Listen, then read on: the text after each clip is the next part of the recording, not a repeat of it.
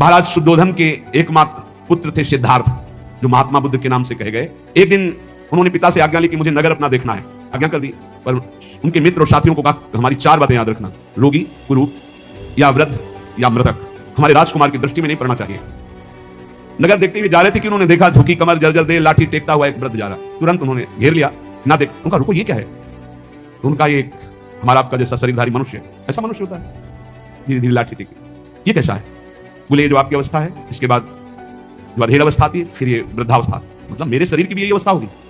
हाँ राजकुमार, ये तो पूरा जीवन जिया जाए तो जवानी के बाद वृद्धावस्था आती है। चलो वापस चलो, मुझे अब नहीं देखना। एकांत में बैठकर बहुत चिंतन किया। आज जवानी है, पत्नी प्रिय लग रही है, परिवार प्रिय लग रहा है, राज प्रिय लग रहा है, कल वो दशा आ जाएगी शरीर की कि लाठी लेकर के एक कदम झुक झुक कर चलना होगा। फिर सत्य क्या है? एक दिन फिर कहा मुझे नगर दर्शन कराने के लिए, फिर आज्ञा हुई।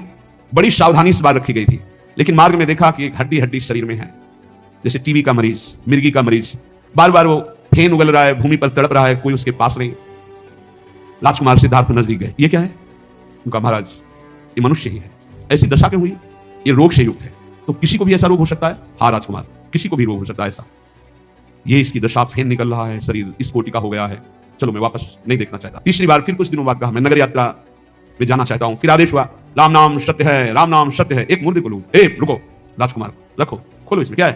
तो राजकुमार ये तो शव है, ये क्या होता है?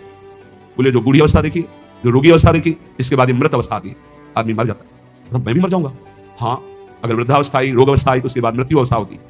तो जीवन का सत्य क्या है? यही जीवन का सत्य है। राजकुमार मैं इस विषय में तो नहीं जानता, पर ये जरूर दशा सबकी आती है। तो मृत्यु का ग्यास कभी भी बना जा सकता है। हाँ राजकुमार, कभी भी मरा जा सकता है। बुढ़ापा, रोग, मृत्यु, जब इससे जीवन ग्रस्त है तो आनंद कहां है? यह आनंद की खोज कैसे पूर्ण होती है? ये सत्य क्या है? बस उनके हृदय में बड़ी ग्लानि हुई। रात्रि में अपनी पत्नी को देखा, पुत्र को देखा, आखिरी प्रणाम किया और कहा मैं इस आनंद में नहीं टिक सकता, मुझे सच्चिदानंद चाहिए, जो सत्य है, परम चैतन्य घन है। मैं रोगी या बुढ़ापा या मृत्यु अवस्था आने के पहले उस अवस्था को पाना चाहता हूं जहां न रोग छुपावे, न दुख छुपावे, न मृत्यु छुपावे। और भाग पड़े घर से। नवीन पत्नी थी, नवजात पुत्र था, छोड़कर भाग पड़े। इसी आसन पे शरीर चाहे सूख जाए, अस्थियां टूट जाए, चाहे मृत्यु हो जाए, पर जब तक ब्रह्मबोध नहीं होगा मैं इस वृक्ष के नीचे से नहीं उठूंगा। और ब्रह्मबोध करके ही उठे, इसलिए उस वृक्ष का नाम बोध वृक्ष हुआ। और उन्होंने भगवत साक्षात अपने स्वरूप का, अपनी आत्मा का साक्षात्कार किया।